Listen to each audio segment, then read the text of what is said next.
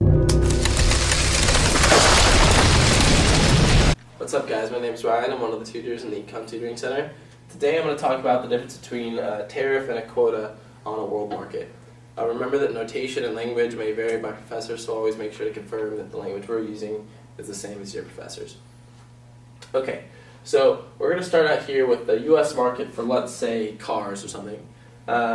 And notice that if they're not in trade at all, then we just have this normal supply and demand equation, and the price in the US is going to be right here. I'll say PUS, and some quantity QUS.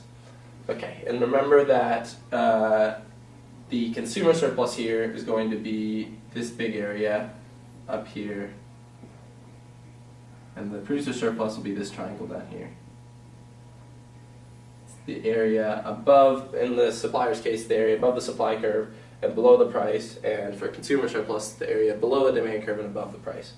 Okay, so now let's say though that the US wants to enter into international trade for cars. And say that maybe somewhere over here there's this big world market for cars, where this supply is the sum of all the world supply, and this demand is the sum of all the world demand. And when when U.S. customers enter into the world market, they see a much lower price, say, than they see in the U.S. That's not always the case, but let's say that this is the case now. And obviously this is also quantity of cars, and that's the price of car. And let's say, obviously, these quantity numbers are going to be a lot larger than the quantity numbers over here, just because, remember, like I said, this is the sum of all supply and all demand. But let's say that the price here is something lower than what the price in the U.S. is. So we have this, now consumers in the U.S. market see this price here, which is PW, right?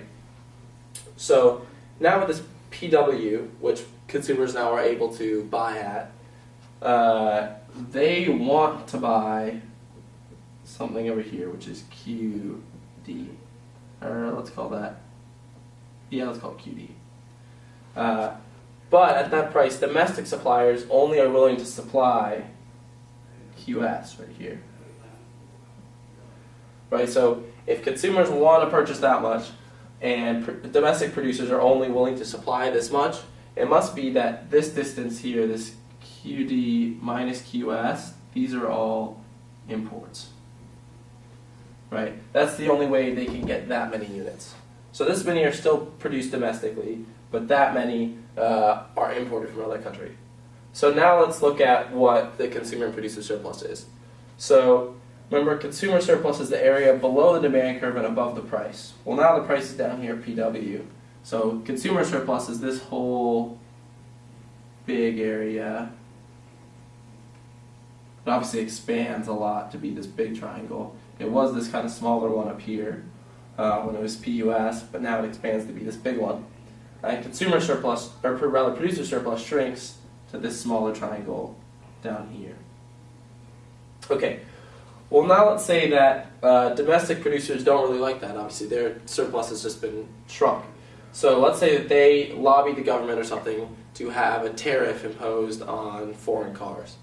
So let's say that they, for every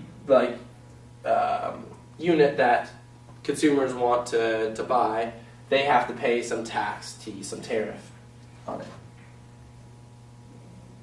Then that'll raise this world price to something like PW plus T, in which case, now consumer surplus, now we're going to have, I guess, a new sort of QD prime, or QS prime.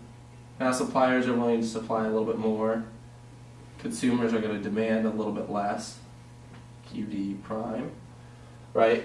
And so now producer surplus has increased a little bit to this thing right here. Consumer surplus has shrunk now. Here's the new price, PW plus T. Area below the demand curve and above this price is this triangle.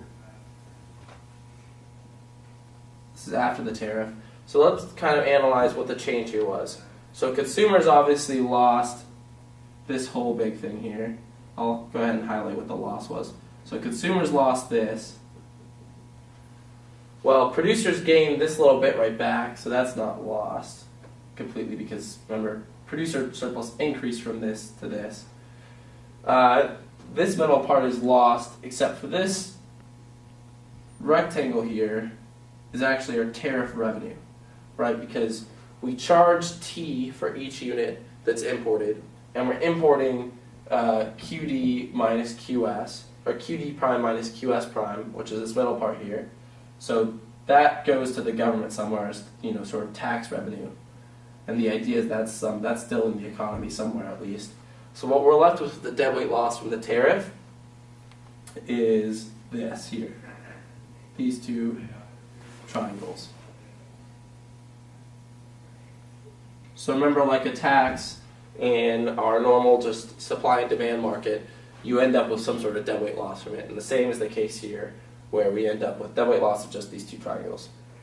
Okay, I will do one more quick example of what a quota might look like in this market.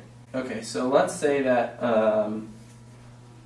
they still have this PW here, right? Again, and there's QD, there's QS, and that's being imported right now. So the U.S. is engaged in free trade with the rest of the world, and consumers are importing still QD minus QS.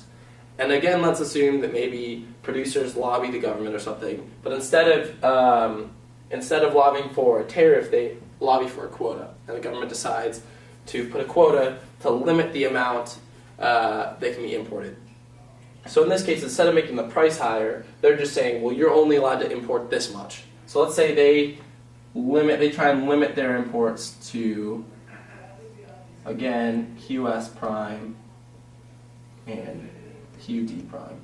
So they're saying, we want to help out domestic producers and limit the amount that you can import from other countries who do it cheaper, essentially. So as a result of that, because they're limiting it here, the price is going to go up to, we'll call it PW prime. It's not a tax now. And so we're going to have similar effects on the consumer, or on the consumer producer surplus. So consumer surplus is going to shrink. So we're going to lose all this from the consumers, right?